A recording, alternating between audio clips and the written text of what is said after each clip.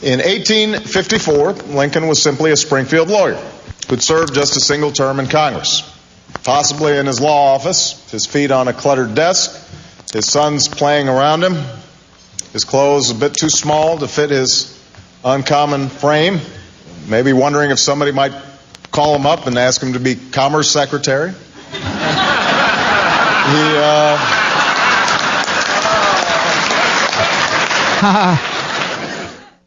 I don't know. He's got to get better joke writers, but of course the Obama media, sensing there was some wreckage out there on the field someplace, rushed out to help him out. Bathtub Boy evidently thought the joke was funny. The other thing in here, of course, was, and it was a complete ad lib, this wonderful image of Lincoln in his law office in Springfield with his sons playing around him, his clothes a bit too small to fit his uncommon frame, worrying somebody might call him up and ask him to be Commerce Secretary, which is not only a lovely way of making fun of this somewhat of a farce and taking a little steam out of the farce about Senator Gregg and all the others who've been up for that post, but also provides that wonderful kind of touching image of Lincoln having lived long enough to take a phone call, which I thought was very nice in its own way. Man, you don't expect that much sucking up, but Howard Fineman of Newsweek jumped right in. He thought it was all just wonderful. Not only that, I thought that was brilliantly done, and of course just tucked in there on the fly and beautifully delivered with that smile that Obama has, and he's got all kinds of brands of that smile. That was a great one, saying, hey, what are you going to do? And, of course, it reminds you that Lincoln dealt with all the grubby details of politics and setbacks and disappointments and characters who reneged on promises and who weren't what they seemed to be. I mean, Lincoln was a master politician, utterly immersed in every little corpuscle of the body politic starting out in Springfield. And Obama seems to take the same kind of joy at the human comedy involved in this, and that also inspires confidence. And there you think not so much of Ronald Reagan as of Franklin Roosevelt. Obama's got the gifts.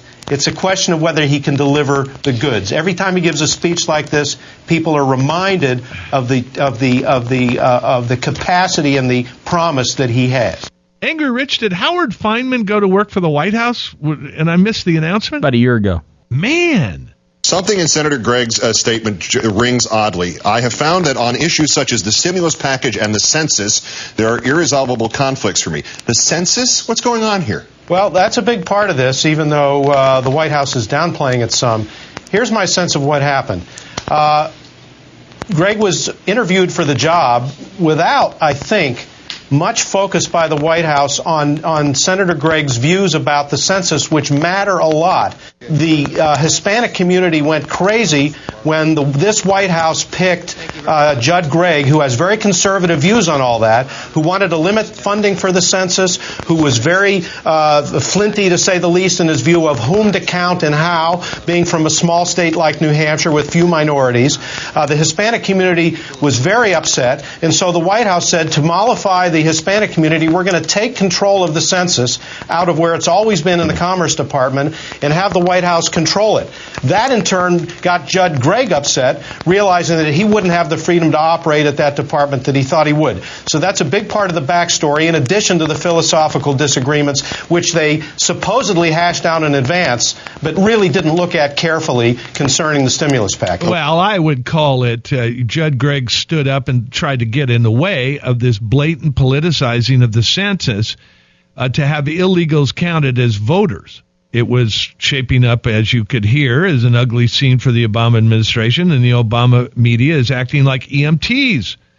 Lots of lights and sirens as they run to the scene of the accident and try to figure out what exactly went on. Here's Mr. Olbermann, Bathtub Boy again. Being that perception is reality, this is still going to be, I'm sure that's correct. I have no doubt about your reporting on it, but I would think that perception being so often reality the case in Washington, that this is going to be seen as all about the stimulus. And even if it isn't, no matter if there's other explanations for it, how does Judd Gregg summon the nerve to walk into the Senate tomorrow after he just made a big fool out of himself? Does he expect to be trusted by either side after this? Well, the Republicans will embrace him again, maybe not trust him, but they'll love to embrace him because they will overlook the fool that he made of himself in order to be able to score some cheap political points against Barack Obama, which is precisely what they're trying to do tonight. Whoa. Greg looks like a fool, but Obama looks like he was had. And that's not good for either party in the transaction. Wait a minute. I heard Howard Fineman and Keith Olbermann call Greg a fool 3 times. 3 whole times. Greg doesn't look like a fool here. Greg looks like he tried to be bipartisan. Obama invited him in. He thought maybe they'd listen to him. He found out he was being used. He was simply window dressing. He was being rolled, and he backed out, which was the proper thing to do. And the Republicans will welcome him. He's not going to be regarded as a fool in the U.S. Senate. The fool is sitting in the White House. When it comes to the Obama media, you always need to find a way to blame somebody other than Obama. Mr. Olbermann, again, sir. Asked his reaction to the withdrawal.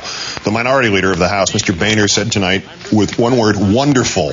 Now, using that word, is this another indication of how much the Republicans want Obama to fail on this, even if it does mean something bad, worse happening to the economy, actual hardship for actual Americans who they're supposed to be representing? Keith, I've been struck from the very beginning how little real goodwill there has been from the Republican side. I think there has been some from the Obama side, certainly initially. He's a man of goodwill. I think he's a judicious guy who would like to have everybody on board. They went through this pantomime at the beginning. It didn't take at the beginning. My sense is that the Republicans were only too happy to retreat into their corner and play the rejectionist card, which they've done all along. They've convinced themselves that they're up against some kind of big government colossus, that Obama has a huge ideological agenda. I really don't think that's the case. No, you wouldn't. You're on their team. Always taking the high road. Bonk, bonk, bonk, bonk, bonk. Chicken. No double entendres. It's hard. It's huge. Oh my gosh. I'm just getting excited. And treating you with the utmost respect. Not everyone is molested by the host here. That's John Gibson.